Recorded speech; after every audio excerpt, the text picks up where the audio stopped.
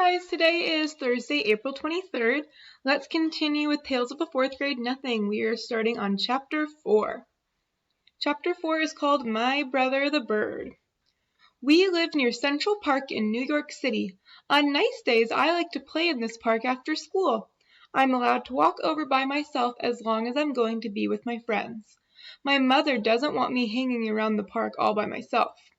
For one thing, Jimmy Fargo has been mugged 3 times, twice for his bicycle and once for his money. Only he didn't have to give anything to the muggers. I've never been mugged, but sooner or later maybe I will be. My father told me what to do. He said, give the muggers whatever they want and then get away. Sometimes after you're mugged, you get to go to the police headquarters. You look at a bunch of pictures of the crooks and you see if you recognize the guys who mugged you. I think it would be neat to look at all of those pictures. It's not that I want to get mugged because that would be really scary. It's just that Jimmy Fargo's always talking about how he got to go visit the police headquarters. My father got mugged once too in the subway by 2 girls and 1 boy. They took his wallet and his briefcase. He still travels around on the subways, but my mother doesn't. She gets nervous, so she decided to use buses and taxis.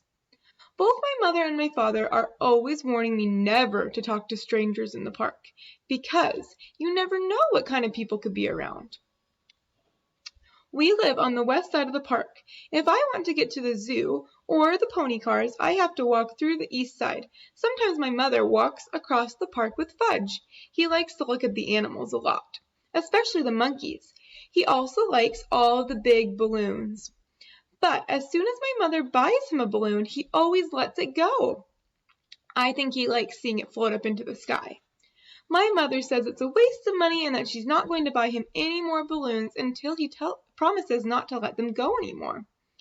On Sundays, the park is closed to traffic, and you can ride your bicycle all over without worrying about cars. Even Fudge can ride his bicycle. He has a little blue toddle bike. It's a present from my father's client. And when he's riding, he makes motorcycle noises. Vroom, vroom, vroom, he says. In the fall, the leaves turn darker and drop off the trees. Sometimes there are big leaf piles on the ground. It's fun to jump around in them. I never saw big, bright red, yellow, and orange leaves until the day my father took us on a drive to the country. The reason the leaves don't turn bright red in New York is air pollution, and that's too bad, because yellow and orange and red leaves look really neat. One nice sunny afternoon, I called for Jimmy Fargo, and we went to the park. Jimmy is the only kid on my block who's in my class at school, unless you count Sheila, and I don't. She lives in my building on the 10th floor. Henry, the elevator operator, is always making jokes about me and Sheila. He thinks we like each other. But the truth is, I can't stand her. She's a real know-it-all. The worst thing about Sheila is the way she's always trying to grab a hold of me. And when she does that, she always tries to pretend to touch me and then says, Peter's got cooties, Peter's got cooties. I don't believe in cooties anymore. When I was in the 1st grade, I used to look at myself in the mirror and see if I had cooties. But I never found anything. Now that I'm in 4th grade, most of the kids do not talk about cooties anymore. But not Sheila. She's still going strong. So I have to keep a safe distance from her. My mother thinks Sheila is so lovely. She's so smart, my mother says, and kind. And someday she is going to be such a sweet adult. Now that's the funniest, because I think that Sheila looks a little crazy. I can't see her being sweet at all.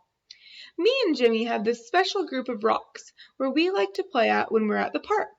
We play secret agents up there. Jimmy can imitate all kinds of cool voices, probably because his father is an actor. When he's not acting, he also teaches classes at the city college.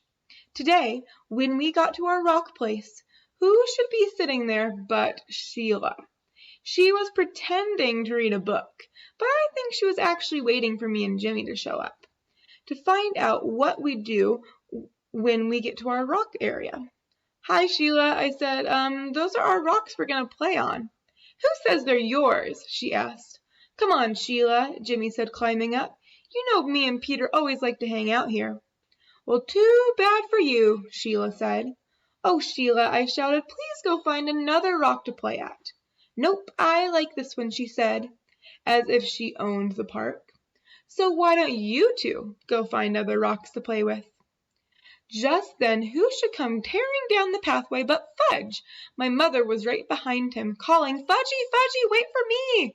Wait for Mommy!" But when Fudge gets going on that little bike, he doesn't wait for anybody. He loves to chase after the pigeons. "Birdie, come here, Birdie," he was calling. That brother of mine sure does love birds.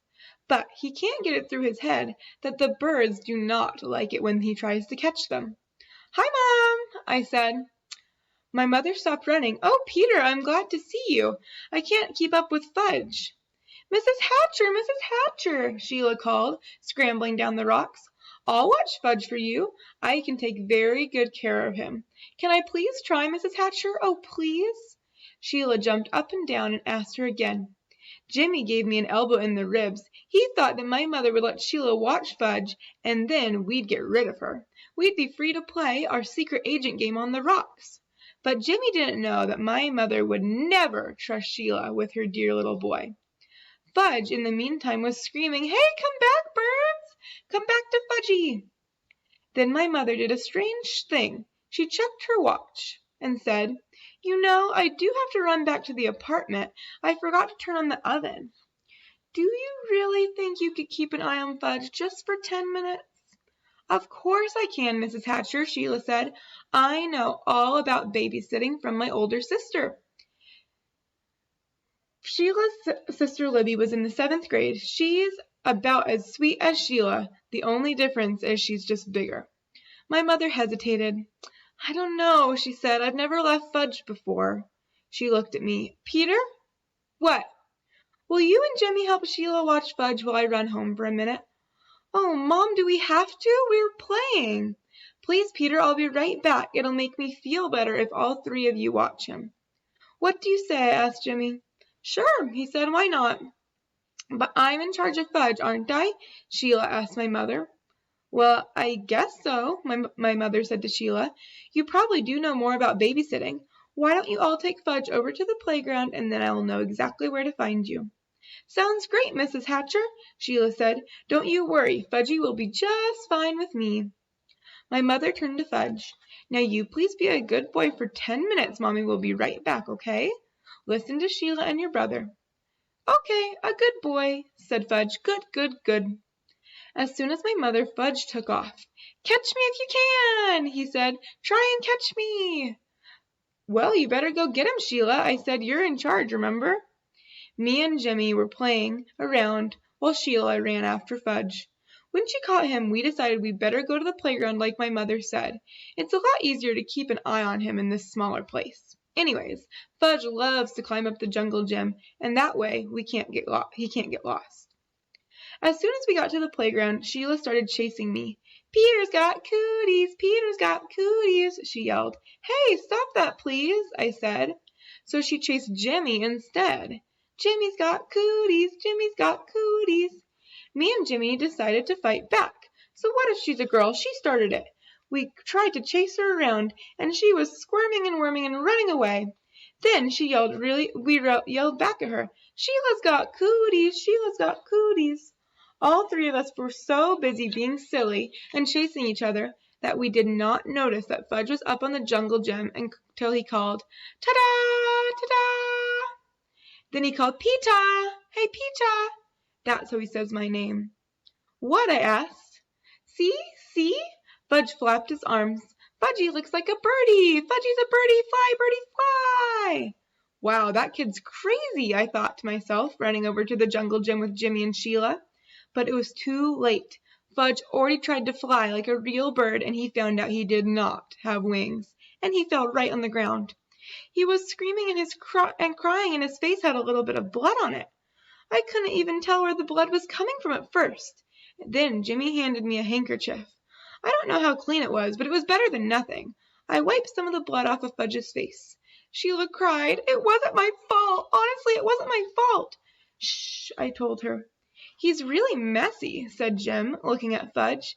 "Uh-oh, I think one of his teeth is missing." "What are you talking about?" I asked Jimmy. "Look at his mouth," Jimmy said.